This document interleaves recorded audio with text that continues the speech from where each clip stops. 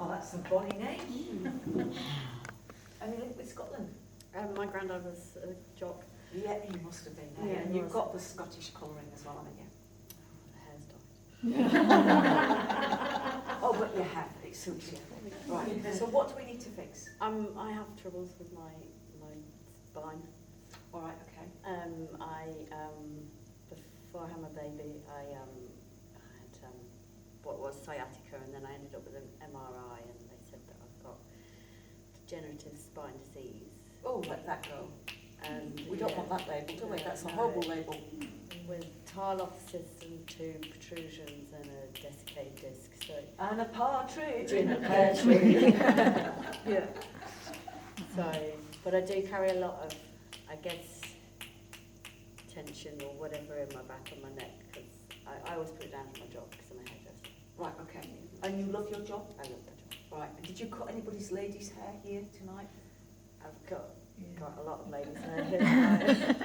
This Trace at the back needs a haircut, don't you, Trace? Can you get it tomorrow early? We'll check later.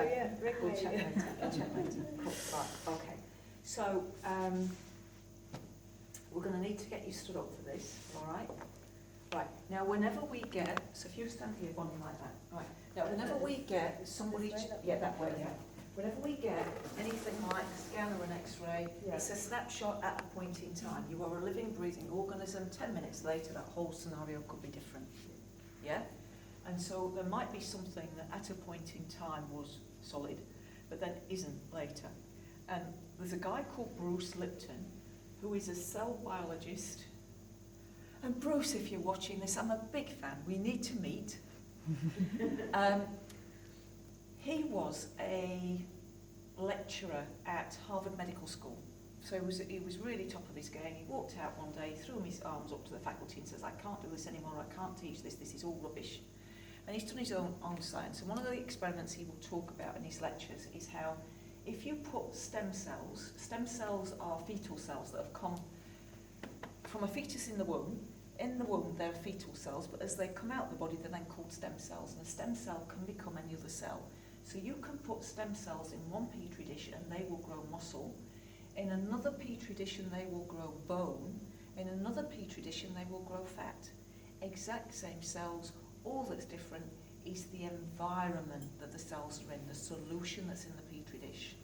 And that's what happens in your body. If the solution around the cells is right, the cells can become bone or tissue or muscle or tendon, because everything's made of the same basic elements in your body. And that's how miracles in healing occur. Now, what's happening for you, Bonnie? What can you feel happening? It's funny because my feet feel funny. Your feet feel funny, like what? Like buzzing. Buzzing, that's cool. Yeah. So they've opened up your feet chakras. So we've got like little vortexes of energy that open up. They're a little bit like a lotus flower. They open up to the ground to bring in earth energy, and they open up on the top of the foot as well.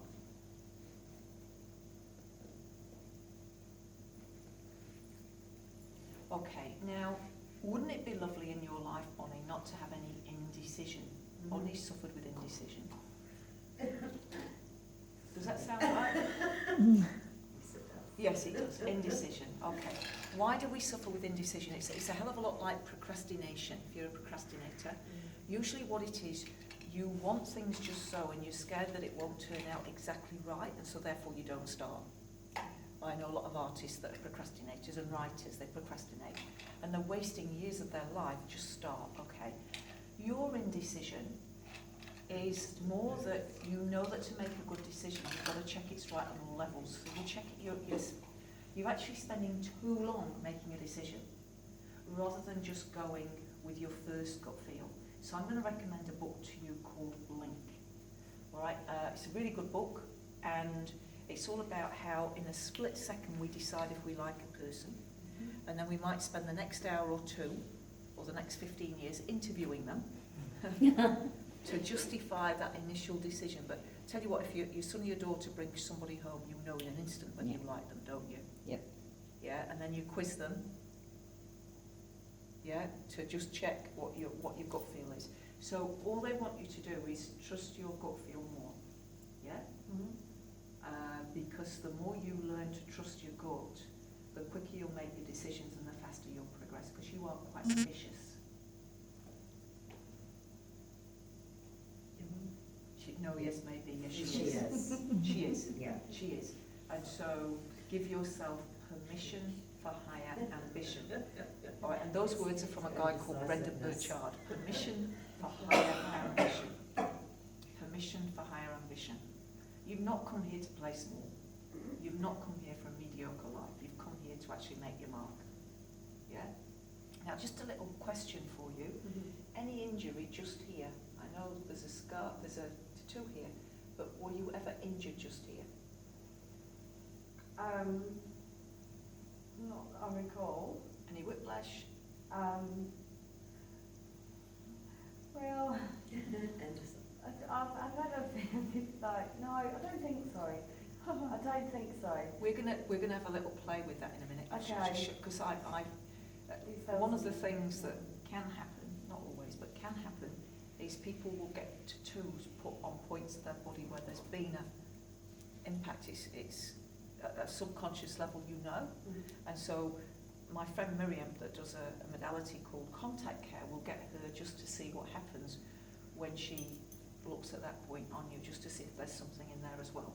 And this is a different modality to what I'm doing, but it's really fascinating.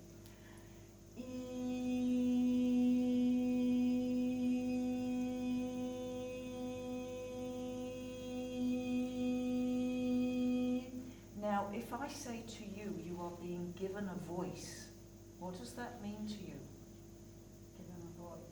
You're being given a voice, and it may be a voice to be a spokesperson, a voice to, as a messenger for something. You're being given a voice. So is there a subject that's very close to your heart that you need a voice for? I'm not sure. Okay. I'm a bit of a talker. She's a bit of a talker. I have a voice. You have a voice, yes. Yeah, so that's a gift, Yeah. that ability to